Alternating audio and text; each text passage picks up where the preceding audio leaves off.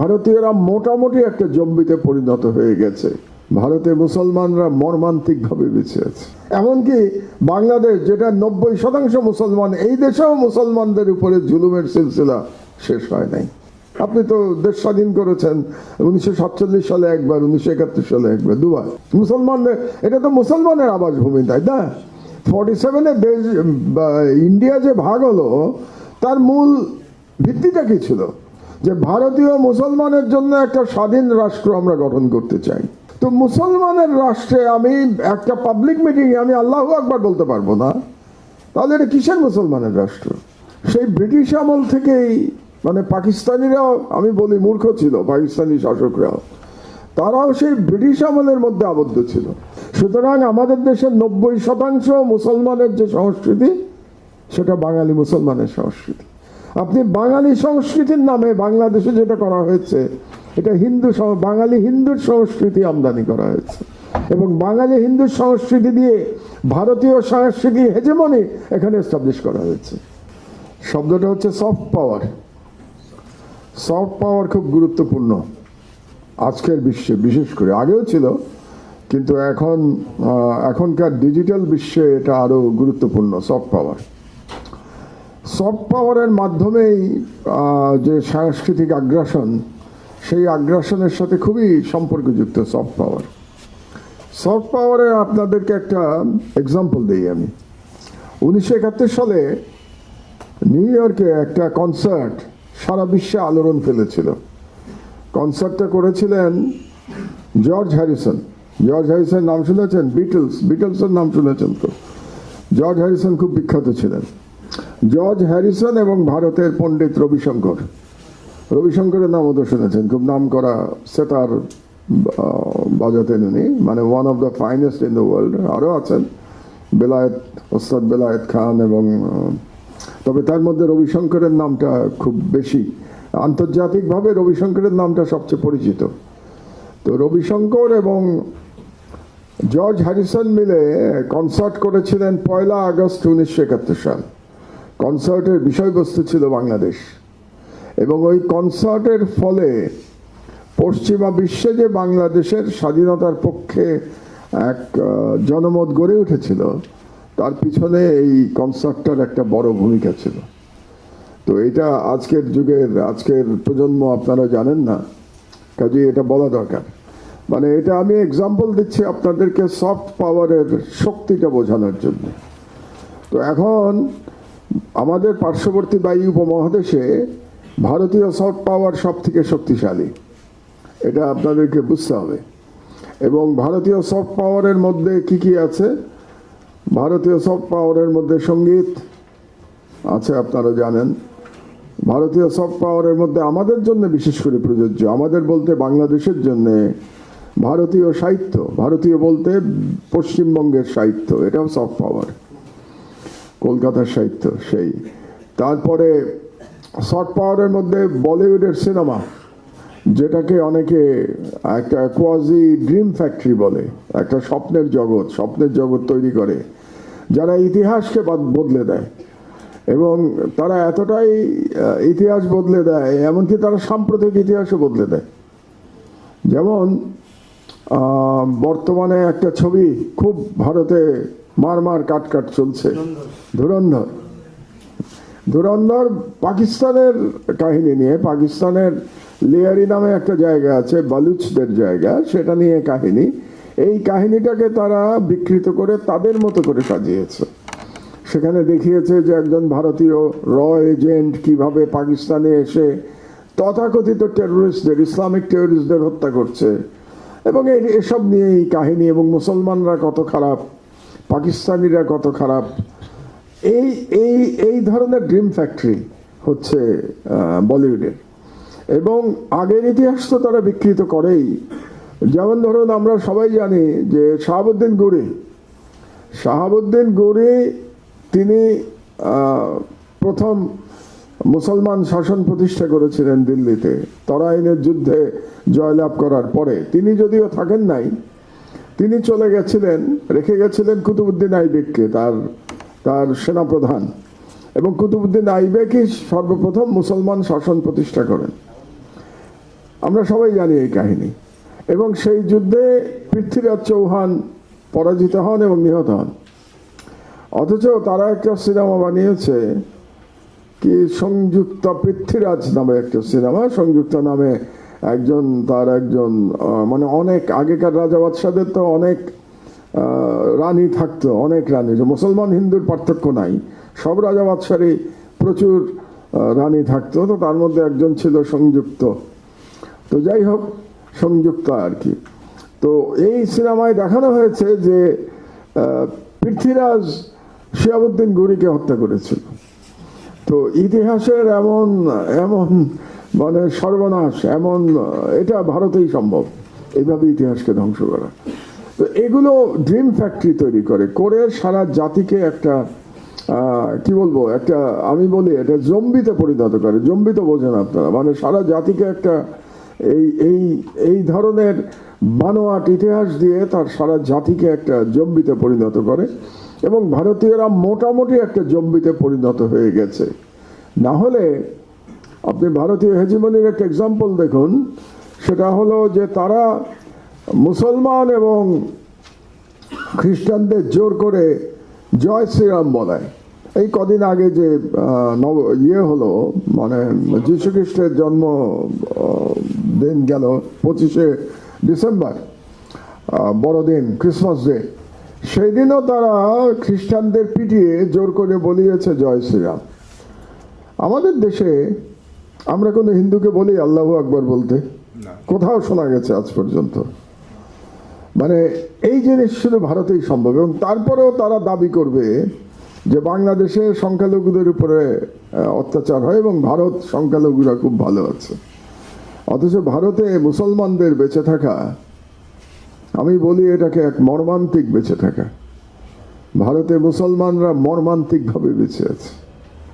তাদের সমস্ত অধিকার, সমস্ত কালচারাল আইডেন্টিটি, এমনকি রিলিজিয়াস আইডেন্টিটি বিসর্জন দিয়ে তাদেরকে বেঁচে থাকতে হচ্ছে। তারা দ্বিতীয় শ্রেণীর নাগরিকও না, তারা কোনো নাগরিকই না, তাদের কোনো অধিকারই নাই।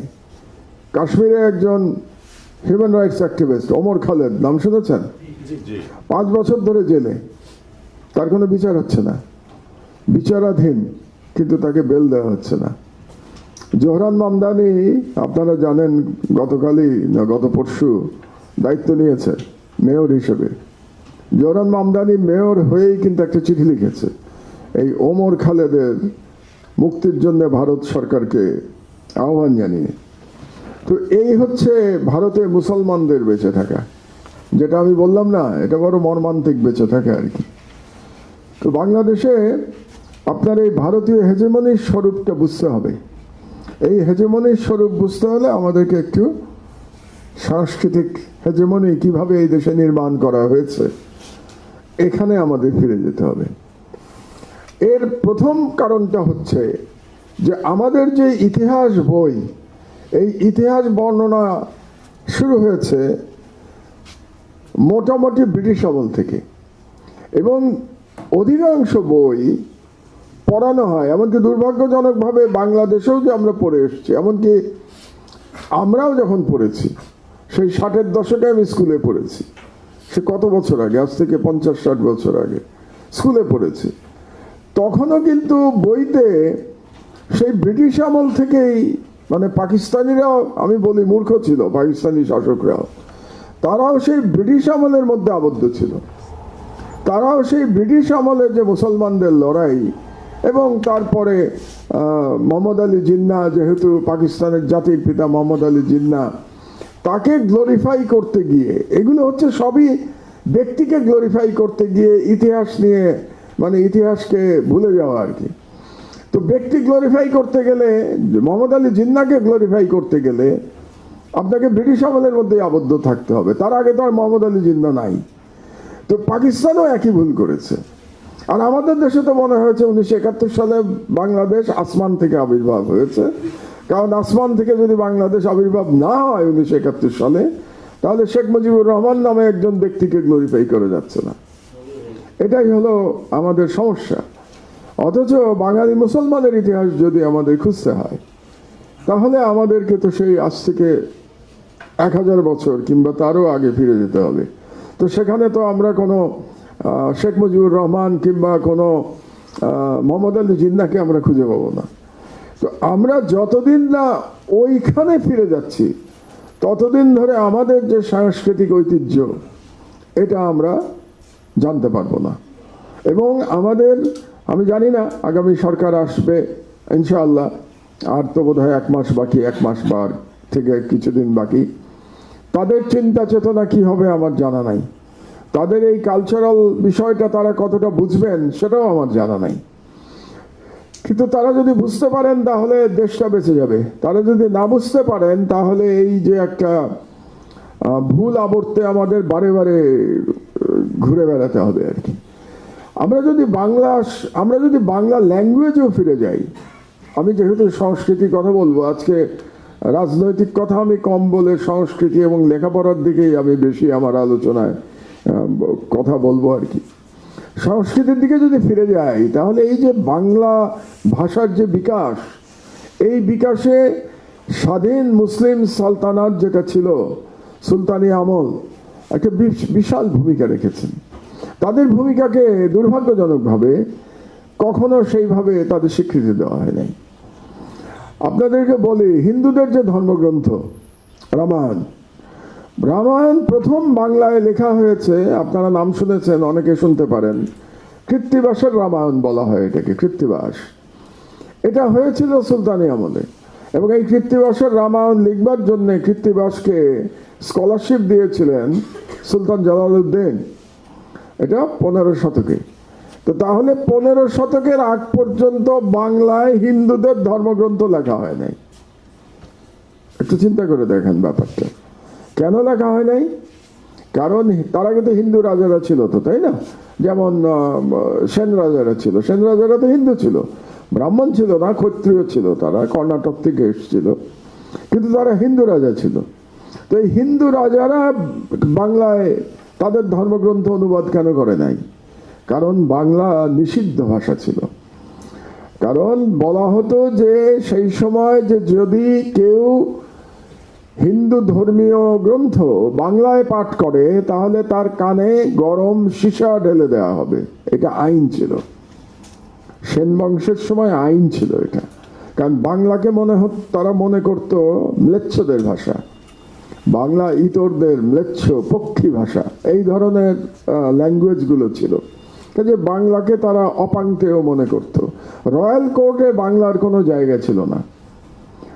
এই যে বাংলার যে উৎকর্ষ, বাংলাকে আবার ফিরিয়ে নিয়ে আসা, এটা করে কিন্তু স্বাধীন সুলতানরা। অথচ কি দুর্ভাগ্য দেখুন, ইতিহাস বিকৃতি কিরকম হয়। সেই মুসলমানদেরকেই বাংলাকে ধ্বংস করার জন্য দায়ী করা হয়। বলা হয় যে নালন্দা ইউনিভার্সিটি ইখতিয়ারউদ্দিন মোহাম্মদ বখতিয়ার খিলজি ধ্বংস করেছিলেন, এইটাই গল্প শুনবেন। এবং তারপরে বাংলা ধ্বংস হয়ে যায়, এই পর্যন্ত ইতিহাস শেষ। অথচ আমরা যে কিছু পুঁথি আমরা পেয়েছি, মানে পরবর্তী সময়ে কিছু পুঁথি নেপাল থেকে পাওয়া গেছে, সেখান থেকে ধারণা করা হয় যে সেন আমলে বাংলার উপরে এত অত্যাচার করা হয়েছে। বাংলায় তখন কারা কথা বলতো? বাংলায় কথা বলতো নর্মালি বুদ্ধিস্টরা কথা বলতো।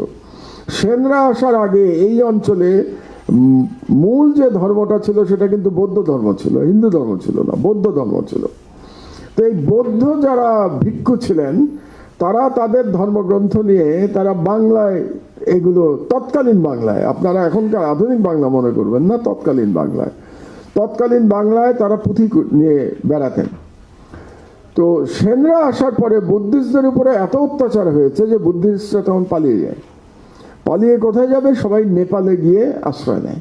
এবং নেপালে যখন আশ্রয় নেয় তখনই তারা এই সমস্ত বইপত্র নিয়ে গেছিল নেপালে, এবং সেখান থেকে এই 19 শতকে এগুলো পাওয়া গেছে, চর্যাপদ এগুলো পাওয়া গেছে। এই সেদিনের কথা, 100 বছর আগে বা 110-15 বছর আগে, 100 বছর আগে। তো এই হচ্ছে প্রকৃত ইতিহাস। এবং নালন্দা নিয়ে যে সমস্ত গল্প, এটা ভিন্ন আলোচনা, আজকে সংক্ষেপে বলে রাখি যে সম্ভবত নালন্দা বিশ্ববিদ্যালয়ে এমনও হতে পারে যে নালন্দায় যদি আক্রমণ করে থাকেন ইখতিয়ারউদ্দিন মোহাম্মদ বখতিয়ার খিলজি। এক হতে পারে যে নালন্দা বিশ্ববিদ্যালয় তখনকার সময়, আজ থেকে 1000 বছর আগে, সেটা হয়তো একটা সংরক্ষিত এলাকা ছিল, অনেক কিছু দুর্গের মতো মনে হয়েছিল। দুর্গের মতো মনে হওয়াতে হয়তো বা আক্রমণ করলেও করতে পারেন, এটা নিয়ে অনেক বিতর্ক আছে। এটা একটা হতে পারে। আরেকটা হতে পারে যে তখন বিহারের যে হিন্দু রাজারা প্রতিরক্ষা ব্যুহ নির্মাণ করেছিলেন, সেই প্রতিরক্ষা ব্যুহ হয়তোবা বিশ্ববিদ্যালয়ের ভিতরে নির্মাণ করেছিলেন। কাজেই যখন মুসলমানরা সেটা আক্রমণ করলো, সে বিশ্ববিদ্যালয়ের পেছন থেকে হয়তো সেটাকে তারা আটকানোর চেষ্টা করছিলেন, সেই জন্যে যুদ্ধবিগ্রহ হয়েছিল এবং নালন্দা বিশ্ববিদ্যালয় ক্ষতিগ্রস্ত হয়েছিল। কিন্তু নালন্দা বিশ্ববিদ্যালয় একটা বিশ্ববিদ্যালয় জেনে এটাকে ধ্বংস করেছিলেন ইখতিয়ারউদ্দিন মোহাম্মদ বখতিয়ার খিলজি, এর কোনো প্রমাণ নাই। কিন্তু প্রচারণাটা এরকমই যে ইখতিয়ারউদ্দিন মোহাম্মদ বখতিয়ার খিলজি এটাকে ধ্বংস করেছিলেন। তো এই ইতিহাস আমরা এই ধরনের ব্রিটিশদের দ্বারা রচিত এবং হিন্দুদের দ্বারা রচিত ইতিহাস আমরা পড়ে এসেছি। পড়ে আসার কারণেই আমরা আমাদের প্রকৃত ইতিহাস জানতে পারি নাই। তো যতদিন না পর্যন্ত আমরা প্রকৃত ইতিহাস জানতে পারবো, ততদিন ধরে আমাদের উপরে এই যে সাংস্কৃতিক হেজেমনি, এটা চলতে থাকবে। এবং এই কারণে ঘটনাটা যেটা হলো যে আমাদেরকে ভুলিয়ে দেওয়া হলো, সুলতানি আমল ভুলিয়ে দেওয়া হলো আমাদেরকে। মোটামুটি আমাদের স্মৃতি থেকে চলে গেল সুলতানি আমল। অথচ সুলতানি আমলের এই 500 বছরে বাংলার সব থেকে বেশি উৎকর্ষ সাধিত হয়েছে এবং সাহিত্য রচনা করা হয়েছে। এবং সেই সাহিত্য রচনাতে সব থেকে বেশি সহযোগিতা, উৎসাহ দিয়েছিলেন তৎকালীন স্বাধীন সুলতানরা। জালালউদ্দিনের কথা বললাম, আলাউদ্দিন হোসেন শাহ, গিয়াসউদ্দিন আজম শাহ, এরা সবাই এই বাংলা সাহিত্য এবং বাংলা রচনায় তারা উৎসাহ দিয়েছেন। তো এই জিনিসগুলো আমাদের নতুন করে পাঠ করতে হবে, নতুন করে পড়তে হবে আমাদেরকে। তাহলে পরে আমরা আমাদের সত্যিকারের আমাদের সংস্কৃতি, আমাদের ঐতিহ্য আমরা জানতে পারবো। যতদিন আমরা এটা না পড়বো, আমরা চর্চা না করব, আমরা জানতে পারবো না। কাজেই আপনাদের কাছ থেকেই হয়তো ভবিষ্যৎ লেখকরা বেরোবে, ভবিষ্যৎ ঐতিহাসিকরা বেরোবে। আমি আপনাদেরকে বলবো, এখানে যারা ইতিহাসের এবং পলিটিক্যাল সায়েন্সের ছাত্র আছেন, আমি জানি না কতজন আছেন, তাদের অবশ্যই সুলতানি আমল নিয়ে অনেক বেশি রিসার্চ করা উচিত। এবং এই রিসার্চটা যত বেশি হবে, স্বাধীন বাংলাদেশের সাংস্কৃতিক পাটাতন তৈরি করবার জন্যে এটা তত বেশি কাজ করবে। তো তারপরে হলোটা কি, তারপরে আসলো আপনার ব্রিটিশ আমলে তথাকথিত বাঙালি রেনেসার যুগ। তো বাঙালি রেনেসার যুগ যখন আসলো, বাঙালি রেনেসার মধ্যে বাঙালি মুসলমানের কোনো জায়গা ছিল না। এটা পরিণত হলো হিন্দু রেনেসায়। বাঙালি হিন্দু রেনেসায় পরিণত হয়েছিল তথাকথিত বেঙ্গলি রেনেসা। এবং সেটা কলকাতা ভিত্তিক ছিল। আপনাদেরকে বুঝতে হবে, যেহেতু সেটা কলকাতা ভিত্তিক ছিল এবং কলকাতার কিন্তু কোনো ইতিহাস নাই। কলকাতা দুটো গ্রাম ছিল, সুতানুটি গ্রাম ছিল, গোবিন্দপুর। তো এরকম দুটো গ্রাম ছিল কলকাতা। কবে ব্রিটিশরা যখন এই দেশে আসে তখনও এটা গ্রাম ছিল। তার মানে কত, ধরেন 1700 খ্রিস্টাব্দে, 1700 খ্রিস্টাব্দে দুটো গ্রাম ছিল। এই গ্রাম থেকে এটাকে শহরে পত্তন করা হয়। তার মানে এটার ইতিহাস মাত্র 300-350 বছরের ইতিহাস। তার অনেক আগে ঢাকা কিন্তু বাংলার রাজধানী ঢাকা, মুর্শিদাবাদ বাংলার রাজধানী। কলকাতা কখনো মানে ব্রিটিশরা আসার আগে কোনো জায়গায় ছিল না। কিন্তু মুশকিলটা হলো, এই ব্রিটিশরা আসার পরে কলকাতাকেই ভাষা, সাহিত্য, সংস্কৃতি সব কিছু তীর্থভূমি বানিয়ে ফেললো এবং কলকাতাই ব্রিটিশ শাসনের কেন্দ্রবিন্দু, রাজধানী ছিল। এটা কেন করলো তারা? এটা আপনারা একটু ভাবার চেষ্টা করেন। তারা আমাদের মেমোরি থেকে মুসলিম শাসনটা ইরেজ করে দিতে চাইল। সেই কারণে তারা একটা নতুন জায়গার মধ্যে শহর পত্তন করলো এবং তারা রাজধানী দিল্লিতে করলো না, কিন্তু রাজধানীও তারা প্রথমে দিল্লিতে অনেক পরে গেল। 1911 সালে দিল্লিতে তারা রাজধানী ট্রান্সফার করলো। বঙ্গভঙ্গ রদ করার পরে দিল্লিতে গেল রাজধানী। ব্রিটিশ, অনেকে আপনারা হয়তো জানেন না যে ব্রিটিশ ভারতের রাজধানী কত দীর্ঘদিন কলকাতা ছিল। তো ব্রিটিশ ভারতের রাজধানী যেহেতু কলকাতা ছিল, ঔপনিবেশিক শাসন ব্যবস্থা কলকাতা থেকে হতো। এই জন্যে তার আগের যে মুসলিম শাসন 500 থেকে 700 বছর, that is the total time frame, এই 500-700 বছরের মুসলিম শাসন তারা একেবারে ইরেজ করে দিতে চাইল, মানুষের স্মৃতি থেকে বাদ দিয়ে দিতে চাইল। এই কারণেই আপনার তথাকথিত বাঙালি রেনেসার জন্ম দিল, ব্রিটিশরাই জন্ম দিল, এবং ব্রিটিশরা কিছু কলকাতার সকল হিন্দু এলিট, তাদের যাদের মধ্যে রবীন্দ্রনাথের পরিবারও ছিল এই হিন্দু এলিটদের মধ্যে একজন, এই হিন্দু এলিটদের নিয়ে রামমোহন রায়, রাজা রামমোহন রায়, রাজা রামমোহনের রাজা টাইটেল ব্রিটিশরা দিয়েছে। রাজা রামমোহন রায় কোনোদিন রাজা ছিলেন না, তাকে টাইটেল দিয়েছে ব্রিটিশরা। এই ধরনের মেকি রাজাদের তৈরি করা হলো, মেকি এলিট শ্রেণী তৈরি করা হলো, যারা কি বলে সিরাজউদ্দৌলার পতনের পর থেকে ব্রিটিশদের সহযোগিতা করেছে, তাদেরকেই এই নতুন এলিট শ্রেণী হিসেবে তৈরি করা হলো। এবং তারপরে তো দীর্ঘ ইতিহাস, মুসলমানদের মানে দ্বিতীয় শ্রেণীর নাগরিক মুসলমানদের অত্যাচারের ইতিহাস, এবং সেই সিলসিলা এখনো চলছে, সেই সিলসিলা এখনো শেষ হয় নাই। এমনকি বাংলাদেশ, যেটা 90% মুসলমান, এই দেশেও মুসলমানদের উপরে জুলুমের সিলসিলা শেষ হয় নাই। তার একটা এক্সাম্পল আপনাদেরকে আমি দিই। কিছুদিন আগে, মানে 5ই আগস্টের আগে, বিপ্লবের পরে তো বাংলাদেশের চেহারা পাল্টে গেছে, এটা অনেকেই মানতে পারছেন না যে বিপ্লব হয়েছে এবং বিপ্লবের পরে পরিবর্তন হয়েছে। তার আগে সম্ভবত চট্টগ্রামে কোনো এক সভায়, পলিটিক্যাল সভায়, বিএনপির সভায়, হুম্মাম কাদের চৌধুরী, সালাউদ্দিন কাদেরের ছেলে, তিনি তার বক্তৃতায় নারায়ে তাকবীর আল্লাহু আকবার বলেছিলেন।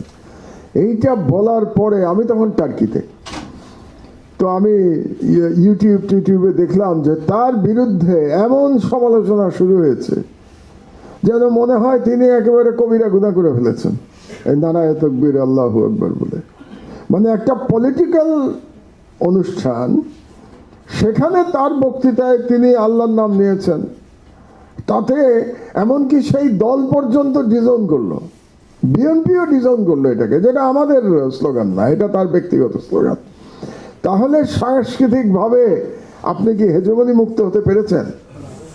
যদি পারতেন তাহলে 90% মুসলমানের দেশে আল্লাহু আকবার বলে তাকে প্রায় মাপ চাওয়ার মতো অবস্থা করতে হবে মুসলমানের দেশে, কিভাবে সম্ভব?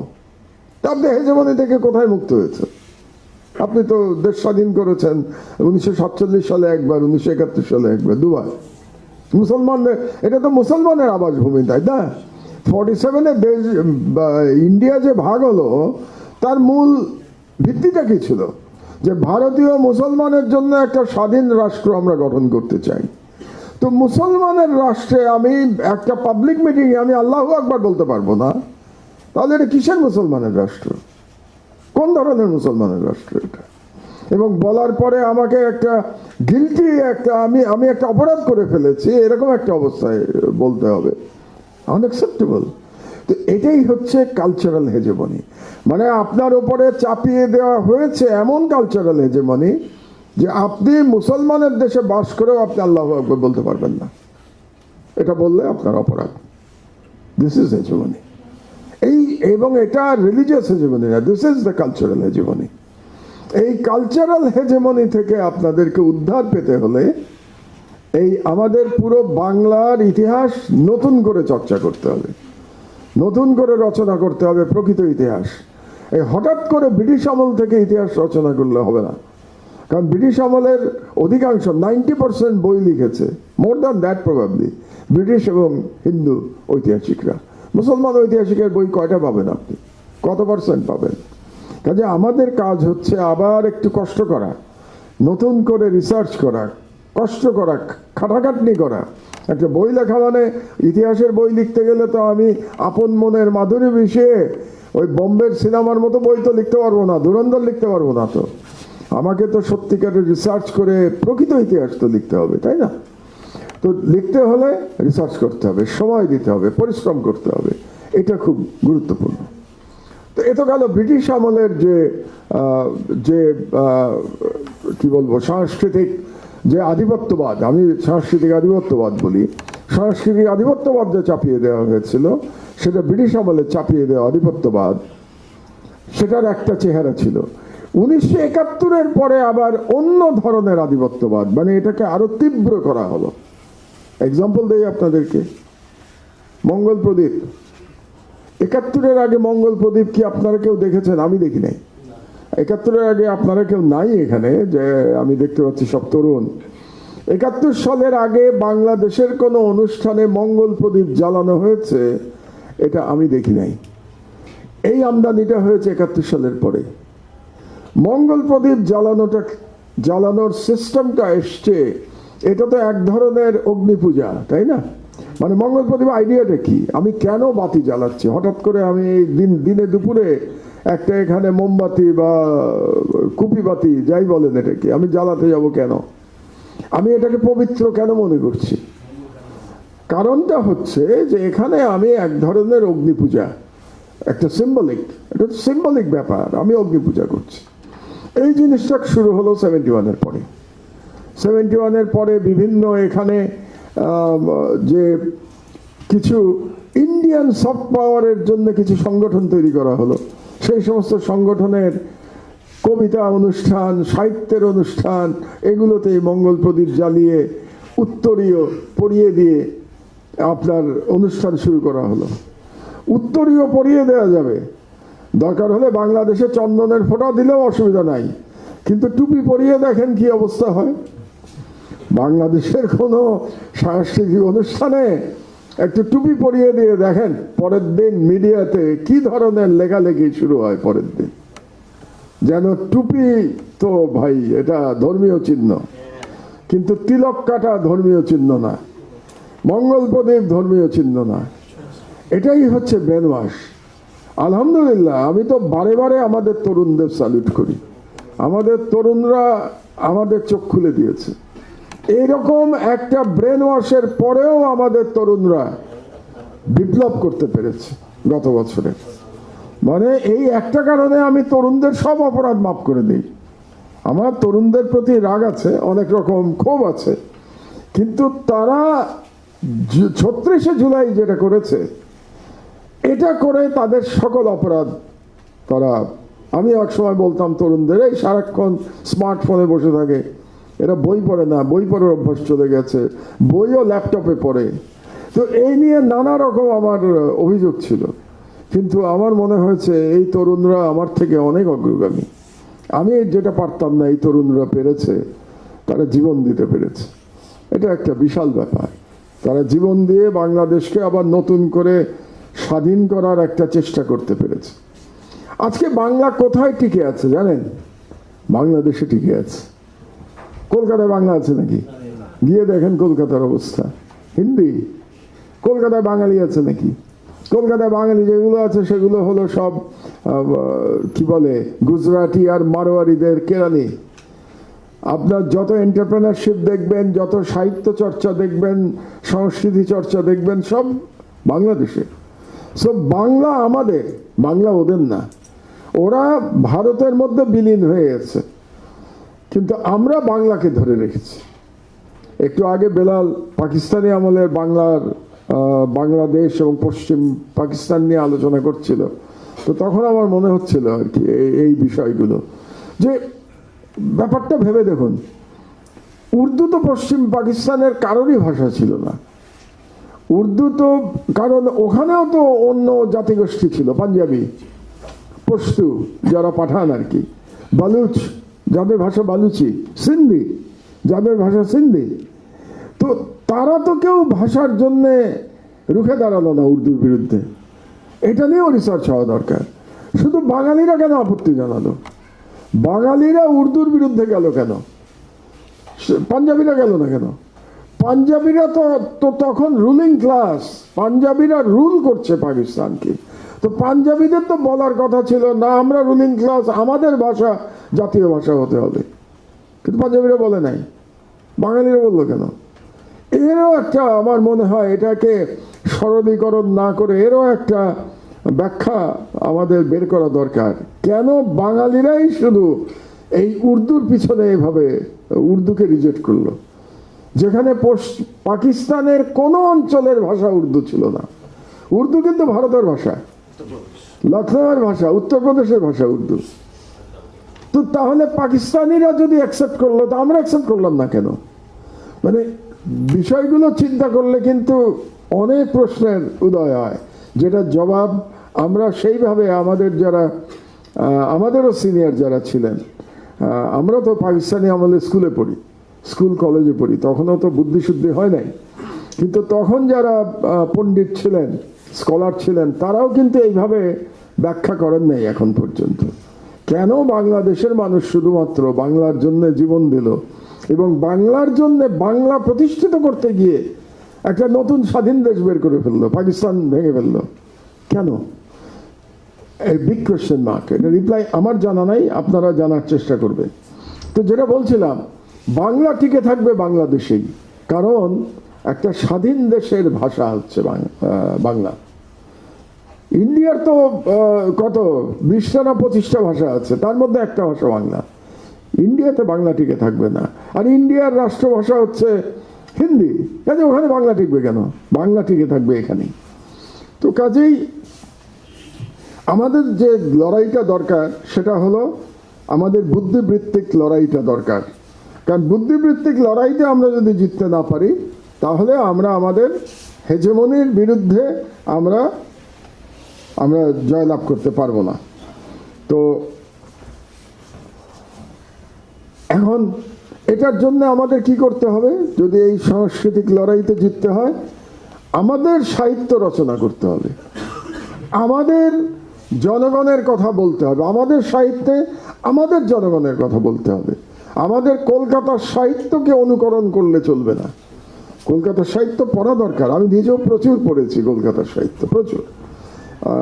মানে নাম করা লেখক বোধহয় কোনো বাদ নাই যার লেখা আমি পড়ি নাই। হ্যাঁ, অনেক, তাদের সব লেখা পড়ি নাই আমি, কিন্তু কোনো না কোনো লেখা পড়ি নাই এরকম কোনো ফেমাস বেঙ্গলি রাইটার সম্ভবত নাই। তো সুতরাং চর্চা তো করতেই হবে। আপনার বাংলা চর্চা করতে হলে, বাংলা শিখতে হলে সবার লেখা পড়তে হবে। যেমন এর আগেও বোধহয় একদিন ক্লাসে বলেছিলাম যে আপনার গদ্য যদি শিখতে হয়, তাহলে বিভূতিভূষণের বই পড়তে হবে। বিভূতিভূষণের বইতে প্রকৃতির যে বর্ণনা আছে, ওই প্রকৃতির বর্ণনা না পড়লে আপনি বাংলা শিখবেন না। কাজেই সেটার জন্য শিখতে হবে। রবীন্দ্রনাথ পড়তে হবে, রবীন্দ্রনাথ চর্চা করতে হবে। রবীন্দ্রনাথের কবিতা আমার খুব প্রিয়, কিন্তু তার সঙ্গে এটাও বলতে হবে যে রবীন্দ্রনাথ দেবতা ছিলেন না, রবীন্দ্রনাথকে আমি দেবতা মানি না। তার সাথে এটা বলতে হবে যে রবীন্দ্র সাহিত্যে মুসলমানদের খুঁজে পাওয়া যায় না। আপনি পরিষ্কার করে বলবেন, সিনা টান করে বলতে হবে, হ্যাঁ রবীন্দ্রনাথের কবিতা অতি উচ্চ শ্রেণীর কবিতা, তিনি একজন মহান কবি ছিলেন, এটা নিয়ে কোনো বিতর্ক নাই। কিন্তু বিতর্কটা হচ্ছে যখন আপনি রবীন্দ্রনাথকে দেবতা বানাতে যান, রবীন্দ্রনাথকে যখন ঋষি বানাতে যান। রবীন্দ্রনাথ ঋষি ছিলেন না, তিনি একজন জমিদার নন্দন ছিলেন, নিজেও জমিদার ছিলেন। তিনি এই দেশে আসতেন, এই দেশে এসে তিনি আমাদের খাজনার টাকা নিতেন আমাদের পূর্বপুরুষদের কাছ থেকে, কিন্তু আমাদের পূর্বপুরুষদের মুখের দিকে তাকিয়ে দেখতেন না। রবীন্দ্রনাথের সাহিত্য পড়ে আপনি কোথাও আমাদের পূর্বপুরুষদের খুঁজে পাবেন না, কারণ তিনি শুধু পূর্বপুরুষদের টাকার দিকে দেখতেন, পূর্বপুরুষদের চেহারার দিকে দেখেন নাই, তাদেরকে মানুষ হিসেবে তিনি দেখেন নাই। তিনি এটাকে একটা মানি মেকিং মেশিন হিসেবে দেখেছেন। আমরা যেমন মেশিনের দিকে তো তাকাই না, মানুষের দিকে তাকাই। সেই দৃষ্টি নিয়ে রবীন্দ্রনাথ, মমতার দৃষ্টি নিয়ে রবীন্দ্রনাথ কোনোদিন বাঙালি মুসলমানের দিকে তাকান নাই। এই বিষয়টা খুব সহজভাবে বলতে হবে। তার মানে এই না যে রবীন্দ্রনাথকে আমরা বর্জন করব। কিছু কিছু বর্জন করা যেতে পারে, তাদের বই না পড়লেও চলে। বঙ্কিমচন্দ্রের বই পড়ার দরকার নাই, যদি আমি পড়েছি, প্রচুর পড়েছি, কিন্তু বই পড়ার দরকার নাই। এমন একজন ইসলাম বিদ্বেষীর বই না পড়লে এমন কিছু যায় আসে না। এবং আমার কাছে বঙ্কিমচন্দ্রের উপন্যাস খুব উচ্চ শ্রেণীর সাহিত্য কোনোদিন মনে হয় নাই। অনেকে বঙ্কিম নিয়ে মাতামাতি করেন, বঙ্কিমের লেখা আমার কোনোদিন ভালো লাগে নাই। এবং তিনিও দায়ী। এই যে আপনি ধুরন্ধর মার্কা সিনেমা দেখছেন ইয়েতে, কি বলে, হলিউডে, বলিউডে, এটা বঙ্কিমের কাজ। বঙ্কিমই কিন্তু শুরু করেছিল ইতিহাস বিকৃতি। বঙ্কিমের বইতে আপনি যদি পড়েন দেখবেন যে কি পরিমাণ ইতিহাস বিকৃতি বঙ্কিম করে গেছে মুসলমানদের নিয়ে। যবন, ম্লেচ্ছ, এই সমস্ত শব্দ কিন্তু বঙ্কিমের আবিষ্কার। বন্দে মাতরম বঙ্কিমের লেখা গান। তো এগুলি আমাদেরকে মনে রাখতে হবে আর কি। যেমন যে শরৎচন্দ্রের বই পড়ে যে কোনো কিশোর শরৎচন্দ্রের বই পড়ে, সেই শরৎচন্দ্র কি পরিমাণ ইসলাম বিদ্বেষী ছিলেন, মুসলমান বিদ্বেষী ছিলেন, এটা তার কিছু লেখা না পড়লে আপনারা বুঝবেন না। আমরা সবাই জানি যে তার একটা বিখ্যাত বই শ্রীকান্তে লেখা হয়েছিল আজকে বাঙালিদের সাথে মুসলমানদের ফুটবল খেলা ছিল। তো এটা আমরা জানি, এটা তো অনেক ভদ্র ভাষা যে বাঙালিদের সাথে মুসলমানদের খেলা ছিল। আর তার হিন্দু মুসলমান সম্পর্ক নামে তার একটা আর্টিকেল আছে। এই আর্টিকেলটা পড়লে আপনার মনে হবে যে এর থেকে মানে তীব্র ইসলাম বিদ্বেষী লোক হতে পারে না। তো এগুলো একটু পড়া দরকার আবার এই জন্যে, যেগুলো না পড়লে আপনারা এদের চরিত্র জানতে পারবেন না, এদের চরিত্রগুলো জানা দরকার। আসলে আমি যদি ব্যক্তিগতভাবে চিন্তা করি তাহলে আমি বাংলা সাহিত্যে, ওই সময়ের বাংলা সাহিত্যে আমি একমাত্র 100% সেকুলার, আমি এক কাজী নজরুল ইসলাম ছাড়া আর কাউকে দেখি না। কাজী নজরুল ইসলাম প্রকৃত অর্থে সেকুলার সাহিত্যিক ছিলেন। সেকুলার বলতে তিনি, আমাদের দেশের সেকুলারের মিনিং আমার আলাদা। আমাদের দেশের সেকুলার মানে হচ্ছে ইসলাম বিদ্বেষী। এখানে সেকুলার মানে কিন্তু সেকুলার না, ইসলাম বিদ্বেষী, ধর্মনিরপেক্ষ না, ইসলাম বিদ্বেষী আমাদের দেশ সেকুলার। নজরুল সকল অর্থে সেকুলার ছিলেন, তিনি ইসলাম বিদ্বেষী ছিলেন না অবশ্যই। তিনি যে সমস্ত কবিতা রচনা করে গেছেন, গান রচনা করে গেছেন ইসলাম নিয়ে, তাতে বোঝা যায় যে কি গভীর ভালোবাসার সাথে তিনি সেগুলো লিখেছেন। রসুল সাল্লাহ ইসলামের উপর উনি যে সমস্ত গান কবিতা লিখেছেন সেগুলো পড়লে বোঝা যায়। মহররম কবিতা পড়ে চোখের পানি আটকানো খুব মুশকিল। মহররমে যেভাবে তিনি মা ফাতিমার কষ্টের কথা বর্ণনা করেছেন, মা ফাতিমার ফরিয়াদের কথা বর্ণনা করছেন আল্লাহর কাছে, আল্লাহর আসরে মা ফাতিমা আল্লাহর আরশের পায়া ধরে কাঁদছেন তার 2 ছেলের জন্য, এগুলো পরে চোখের পানি আটকানো মুশকিল হয়ে যায়। বাট তিনি সর্ব অর্থে সেকুলার ছিলেন। তো এক কাজী নজরুল ইসলাম ছাড়া ওই সময় কোনো সেকুলার বড় মাপের কোনো সাহিত্যিক ছিলেন না। আমি কোনো হিন্দু সাহিত্যিককে সেকুলার দেখতে পাই না, সবাই কট্টর হিন্দু। কেউ প্রকাশ করেছেন, কেউ প্রকাশ করেন নাই। আর কেউ কেউ নাস্তিক ছিলেন, যেমন কমিউনিস্ট ছিলেন, যেমন মানিক বন্দ্যোপাধ্যায়। মানিক বন্দ্যোপাধ্যায় ধর্মের ধার ধারতেন না, তিনি নাস্তিক ছিলেন, কমিউনিস্ট ছিলেন মানিক বন্দ্যোপাধ্যায়। তো এই নামগুলো আমি এই জন্য বলছি বারে বারে, এই আজকের আলোচনায়, ইতিহাসের আলোচনায়, সাহিত্য আলোচনায় এত বেশি করছি আমি এই জন্যে যে সাহিত্য ছাড়া সংস্কৃতি হয় না। আমরা আজকে সংস্কৃতি আলোচনা করছি। লিটারেচার না জানলে আপনি সংস্কৃতি নির্মাণ করবেন কি করে? সংস্কৃতি নির্মাণ করতে গেলে আপনাকে লিটারেচারের মাধ্যমে নির্মাণ করতে হবে, আপনাকে ইতিহাসের মাধ্যমে নির্মাণ করতে হবে। এগুলো হচ্ছে আমাদের মাধ্যম। এই মাধ্যমগুলোর মধ্যে আমাদেরকে যেতে হবে। তো বাংলাদেশে 71-এর পরে, আমরা তো ব্রিটিশ আমল নিয়ে মোটামুটি আলোচনা করলাম, 71-এর পরে এই যে মঙ্গল শোভাযাত্রার যে সিলসিলা শুরু হলো, সেখান থেকে আজ পর্যন্ত আমরা বেরোতে পারি নাই। এখন পর্যন্ত বেরোতে পারি নাই। বিপ্লবের পরে আমাদের একটা ক্ষেত্র প্রস্তুত হয়েছে, নতুনভাবে সবকিছু দেখবার একটা ক্ষেত্র প্রস্তুত হয়েছে। নতুন দেখা মানে, আমি আবার আপনাদেরকে সাবধান করে দিচ্ছি, কোনো কিছু নতুনভাবে দেখা মানে পুরনো জিনিস ধ্বংস করে দেয়া না, কিন্তু কোনো কিছুই ধ্বংস করব না। আমরা সব কিছুই জানার চেষ্টা করব, সব কিছু জেনে ইতিহাসের আলোকে আমরা আমাদের সংস্কৃতি নতুন করে নির্মাণ করব। আমাদের বাঙালি মুসলমানের সংস্কৃতি নতুন করে নির্মাণ করতে হবে। এই যে বাঙালি মুসলমান কথাটা বলতেও অনেকে অস্বস্তি বোধ করেন, আমি দেখেছি। কেউ কেউ বলতে চান বাংলাদেশি সংস্কৃতি। রাষ্ট্রের নামে সংস্কৃতি হয় না, রাষ্ট্রের নামে সংস্কৃতি কোনো জায়গায় হয় নাই। আপনার সংস্কৃতির মধ্যে রিলিজিয়ান থাকতে হবে, সংস্কৃতির মধ্যে আপনার জীবন, যেভাবে আপনারা জীবনযাপন করেন সেটা থাকতে হবে, সংস্কৃতির মধ্যে এথনিসিটি থাকতে হবে।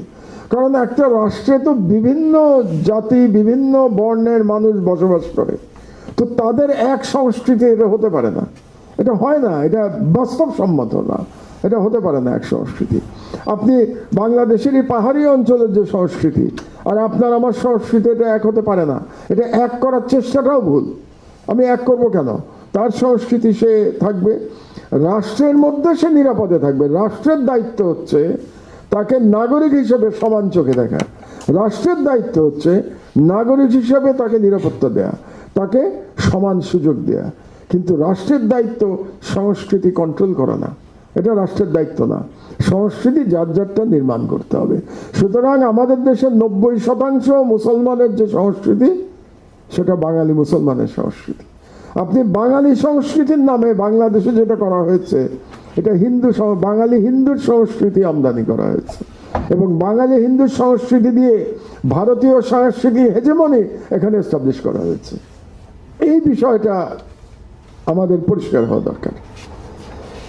তো বাঙালি মুসলমানের সংস্কৃতির সমস্যাটা হলো যে আমাদের খুব উচ্চ মাপের সাহিত্যিক আসেন নাই, এটাও বাস্তবতা। আমরা যতগুলো নাম বলতে পারবো বাঙালি হিন্দু লেখকদের মধ্যে, অতগুলো নাম আপনি বাঙালি মুসলমান নাম উচ্চারণ করতে পারবেন না। কাজী নজরুল ইসলাম, ফররুখ আহমেদ, কায়কোবাদ, ইসমাইল হোসেন সিরাজি, তারপরেই আপনার চিন্তা করতে হবে এরপরে কি, মানে 5-6টা নাম বলার পরেই কিন্তু আপনাকে থেমে যেতে হবে। তারপরে যদি আসি আমি আল মাহমুদ, শামসুর রহমান, এরপরেও আপনাকে থেমে যেতে হবে। আর আমি যদি বাঙালি হিন্দু সাহিত্যিকের নাম বলতে যাই, আমাকে থামতে হবে না, গড় গড় করে অন্তত কয়েক ডজন নাম বলে যাওয়া যাবে। তো আমি মনে করি এখন আমাদের নতুন সাহিত্যিক তৈরি হওয়ার একটা সুযোগ তৈরি হয়েছে, এবং আমার পত্রিকায় আমি বলতে পারি, আমার পত্রিকায় আমার দেশে আমি চেষ্টা করছি তরুণদের তুলে ধরার জন্যে। আপনারা আমার সাহিত্য পাতা যদি দেখেন আমার দেশে, দেখবেন নতুন নতুন নাম, নতুন ভাষা। আমার প্রথম দিকে অস্বস্তি লাগতো কথ্য ভাষায় লেখা, মানে গেছিলাম খাইছিলাম এই ভাষায় গল্প লিখছে এখন। তো আমি প্রথমে ভাবলাম যে এই ভাষায় পত্রিকায় দেব। তো আমার সাহিত্য সম্পাদক আমাকে কনভিন্স করলো যে স্যার এটাই এখন ইয়াংদের ভাষা, সুতরাং এটাকে অস্বীকার করা যাচ্ছে না। আমরা এখন সেই আগের যেটা আমরা বলি আর কি, যে ভাষায় আমরা কথা বলি, বলতে অভ্যস্ত ভাষায় না। এই যে এখন যেমন বলছি, এই ভাষায় তো আর আমি ভাষায় কথা বলি না, আমার মায়ের সাথে তো আর আমি এই ভাষায় কথা বলতাম না। আপনাদের সামনে বলছি, এটাকেই আমরা মনে করি ভদ্রলোকের ভাষা। তো যাই হোক, সেই ভাষারও একটা রূপান্তর ঘটছে। কিন্তু আপনি আমার দেশ যদি পড়েন, দেখবেন যে অনেক রকম নতুন ধরনের ভাষা নিয়ে আমরা পরীক্ষা নিরীক্ষা করছি, যেটা টিকে যায়। দেখা যাক সময়ের বিচারে কোনটা ঠেকে। কিন্তু ভাষার থেকে বড় কথা যে লেখার স্ট্যান্ডার্ডটা কেমন হচ্ছে, এটা গুরুত্বপূর্ণ। লেখার মধ্যে আমরা মেসেজ কি দিতে পারছি, এটা গুরুত্বপূর্ণ। তো এই জন্যেই আমার মনে হয় আমাদের প্রচুর লেখাপড়া করা দরকার, প্রচুর লেখা দরকার। মুশকিলটা হলো যুগ পাল্টে গেছে। আজকাল তো লেখে না, আজকাল তো শোনে, আজকাল পড়ে না, আজকাল শোনে। এই লেখালেখির চর্চাটা আরো বাড়ানো দরকার। এই জন্য আমার ধারণা যে বিশ্ববিদ্যালয়গুলোর একটা বিশেষ ভূমিকা আছে। আমাদের সময় কয়টা বিশ্ববিদ্যালয় ছিল, এখন তো শত শত বিশ্ববিদ্যালয়। কাজে এখন ইচ্ছা করলে বিশ্ববিদ্যালয়গুলো যদি কমার্শিয়াল চিন্তার বাইরে চলে আসে, রাষ্ট্র নির্মাণের চিন্তা করে, তাহলে পরে বিশ্ববিদ্যালয়গুলো, এতগুলি বিশ্ববিদ্যালয় একটা ভূমিকা রাখতে পারে। এই আমাদের কালচার আবার নতুন করে দেখা, কালচার তৈরি করা, এবং ইন্ডিয়ান হেজেমনির বিরুদ্ধে লড়াই করার জন্য একটা বাংলাদেশের বাঙালি মুসলমানের একটা শক্তিশালী বয়ান তৈরি করা, এটা গুরুত্বপূর্ণ। তো এই জিনিসটা যদি আমরা বুঝতে পারি যে কিভাবে এই হেজেমনি তৈরি হয়, এস্টাবলিশ হয়, এটা যদি আমরা বুঝতে পারি, তাহলে প্রবলেমটা আমরা বুঝে যাব। যেমন মঙ্গল প্রদীপ কেন আনা হয়েছিল, এর উদ্দেশ্যটা যদি আমরা বুঝতে পারি, তাহলে এটাকে মোকাবেলা কিভাবে করব সেটাও আমরা বুঝতে পারবো। কাজেই এই সাংস্কৃতিক আধিপত্যবাদের সাথে আমাদের লড়াই এটা অব্যাহত থাকবে, এবং আমি মনে করি আমরা পারবো ইনশাল্লাহ। কারণ আগেই বললাম, একটা হচ্ছে যে আমরা স্বাধীন দেশ, এটা খুব গুরুত্বপূর্ণ। বাংলা হচ্ছে স্বাধীন দেশের ভাষা, এটাও গুরুত্বপূর্ণ। আর একটা গুরুত্বপূর্ণ ব্যাপার আছে আমাদের জনসংখ্যা 20 কোটি। মানে আমরা সেন্সাস নাই, আমার ধারণা, অনেকেই বলেন যে 20 কোটি, 18 কোটি তো সবাই বলে। এখন সেন্সাস হলে আমরা বুঝতে পারতাম যে আমাদের অ্যাকচুয়াল জনসংখ্যা কত। কাজে এই বিপুল জনসংখ্যা আমাদের জন্য একটা অ্যাসেট। আর একটা সফট পাওয়ারের কথা আমি আলোচনায় বলেছিলাম যে ভারতীয় সফট পাওয়ারের আর একটা শক্ত এলিমেন্ট হচ্ছে Indian diaspora. Indian diaspora is very powerful. আপনাদেরকে মনে রাখতে হবে যে ঋষি সুনাক ইংল্যান্ডের প্রাইম মিনিস্টার হয়েছিল, তো ইন্ডিয়ান ডায়াসপোরার লোক। আজকে যে জোহরান মামদানি মেয়র হলেন নিউ ইয়র্কের, তিনিও অর্ধেক ইন্ডিয়ান ডায়াসপোরার লোক। তার মা ইন্ডিয়ান, মীরা নায়ার, তার বাবা আফ্রিকান, কিন্তু তার মা ইন্ডিয়ান। তো এবং অনেক নাম বলে দেওয়া যাবে, যেমন কমলা হ্যারিস ইন্ডিয়ান ডায়াসপোরার ছিলেন। তারপরে বড় বড় কোম্পানির যারা চিফ এক্সিকিউটিভ, লেটসে সুন্দর পিচাই গুগলের চিফ, তিনি ইন্ডিয়ান। এইটা একটা কিন্তু বিশাল সফট পাওয়ার। সেই দিক দিয়ে আমাদেরও সৌভাগ্য যে এখন কিন্তু বাংলাদেশি ডায়াসপোরাও বিশাল হচ্ছে। হ্যাঁ, তারা হয়তো উঁচু পদে সেইভাবে উঠতে পারেন নাই, কিন্তু সংখ্যা অনেক, এবং তার মধ্যে প্রচুর প্রফেশনালরা এখন বিদেশে যাচ্ছেন।